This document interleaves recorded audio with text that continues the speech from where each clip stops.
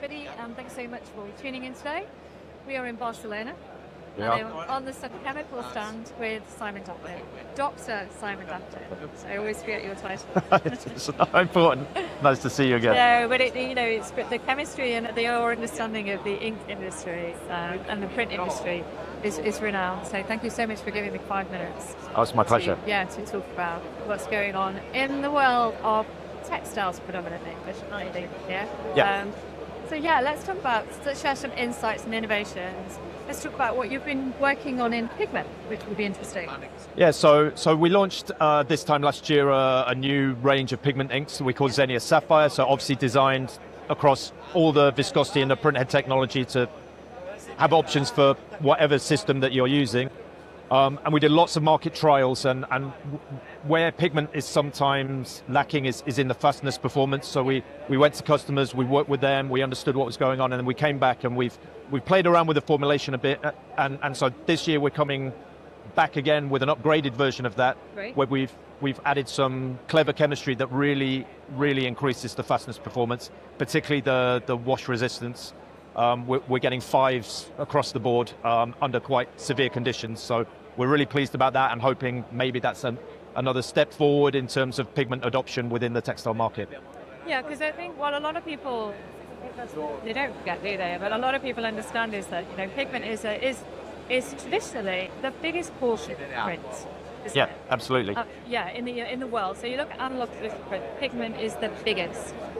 And yet we keep saying the same number over and over again, between 8-10% into digital worldwide of the textile printing. So pigment offers the biggest opportunity once we hit that digital switch, doesn't it? Yes. So what can we do to encourage the industry to move from what can we do as an industry? You're doing that. You are bringing the chemistry and the inks to the same specification as analog production. So the 5 is the Nirvana. 5 is what any designer specialist would want to achieve for a retail product, wouldn't it? You've got really great wash fastness there. That can that's great. That hits the standards and all the specifications.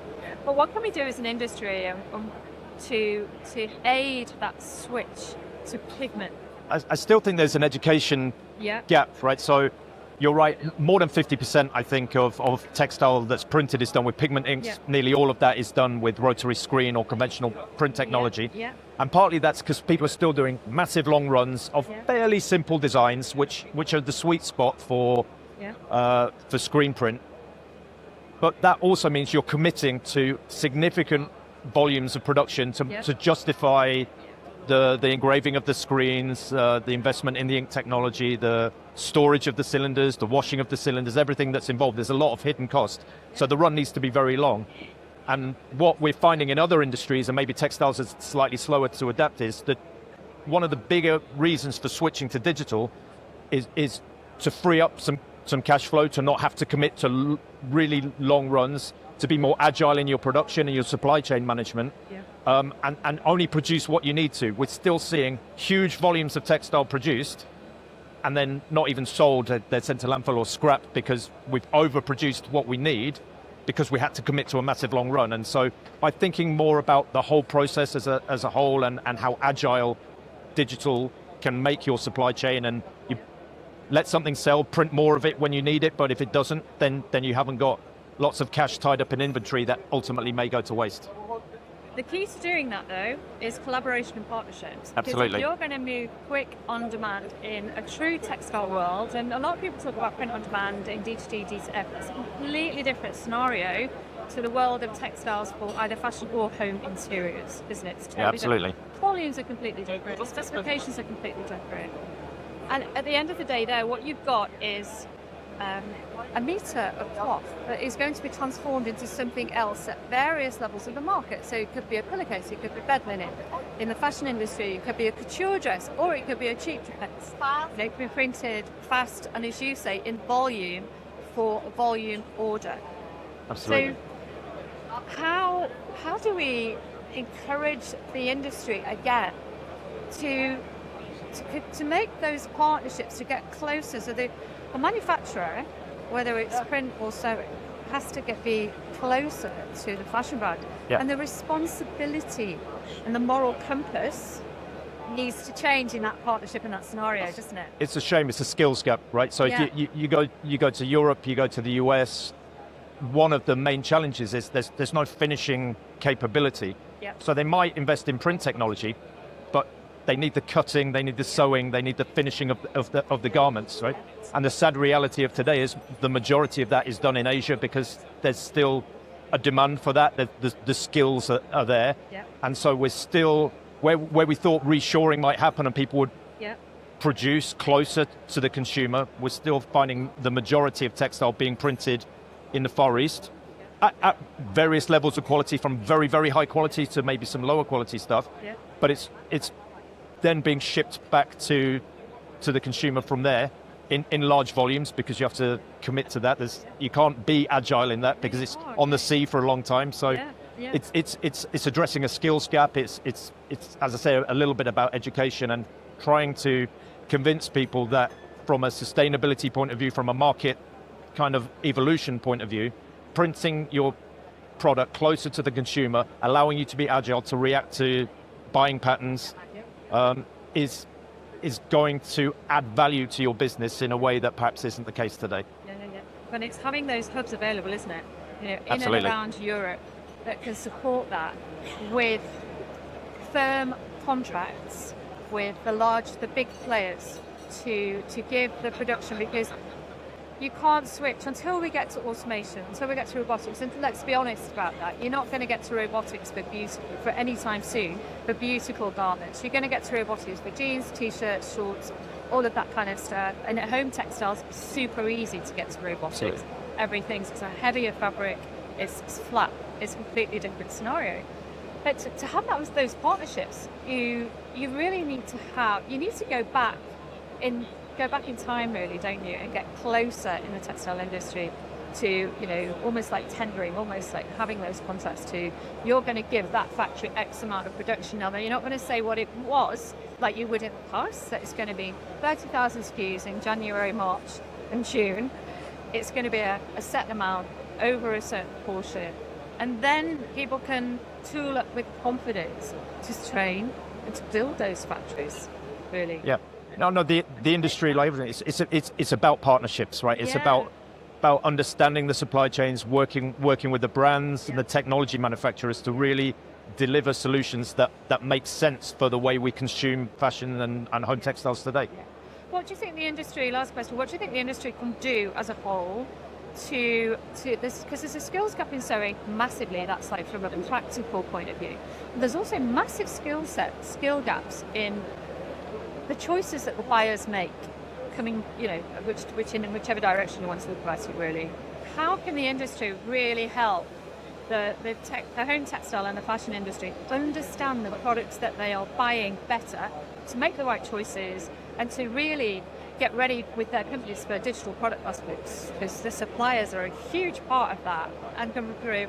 It's it's a no-brainer, isn't it? You've got to change that knowledge. Yeah. So it's about talking, right? It's about conversation. Where we struggle sometimes is having access to decision makers at brands. They're not necessarily having conversations with the technology providers. They're making decisions at a high level, and that filters down the supply chain.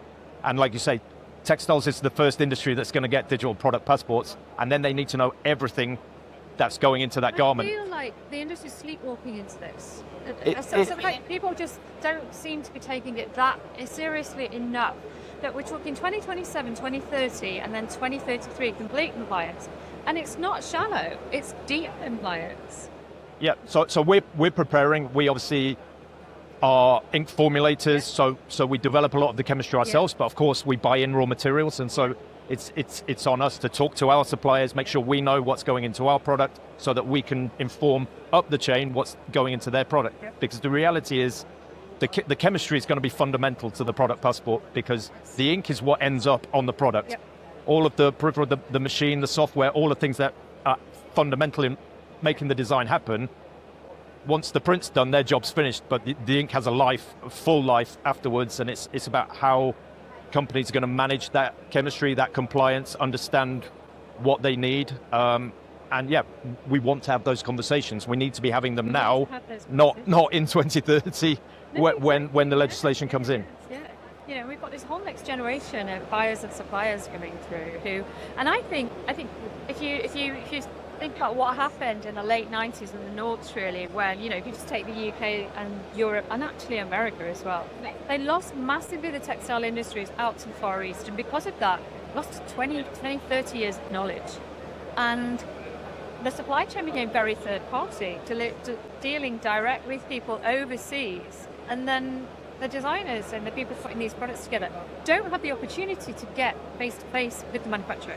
Therefore, they don't understand how that product is, each component of that product, how it's actually made. It's the digital surprising. product passport, you need to know to choose the right supplier, and really think about the price you're paying at the end. Is that actually the total price?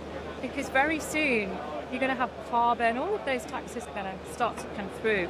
And the choices you make as a designer right at the beginning, or as a buyer somewhere in that line, are fundamental to the success of the business, aren't they? Yeah, and it's a little surprising if you do get an audience with a brand and you ask them how their product is made. In many cases, they don't know. Just get a blank face. The designer creates the design, they set the specifications, and then a finished product arrives, but they're not really sure what the chemistry is, what materials have been used, and clearly that now is going to change. They're going to be forced to understand that in far greater detail, and so we need to start having those conversations, as I said, just to make sure that everybody's has visibility. We're going into this with eyes open and not last minute. And I think we have to do that through collaboration partnerships, collaborations with the trade organisations within the fashion and the interior industry that have this has never really been on their radar.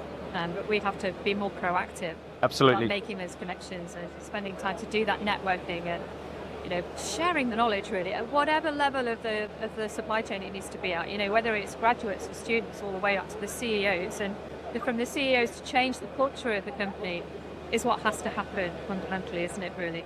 Yeah, absolutely. And I think, it's not the exciting stuff to talk about. It's not the design. It's not the thing that people want, but it's going to become a fundamental now. And it's really important, as I say, to start those conversations now, to have those collaborations with competitors, with the market. We all need to be talking together because we're all in this together. So it's the difference about between that. profit and loss, really, Absolutely. and success. Brands, so many brands are trading off their environmental sustainability, marketing campaigns, etc., etc. But unless you've fundamentally gone into the due diligence of exactly what you're buying from when and where, there's a lot of greenwashing, and that is going to catch up with everybody, isn't it? Well, yeah, I think, look, we have to be extremely careful how we communicate on sustainability, what we're saying. We do. Obviously, we're very careful in the kind of materials we use, the processes we use.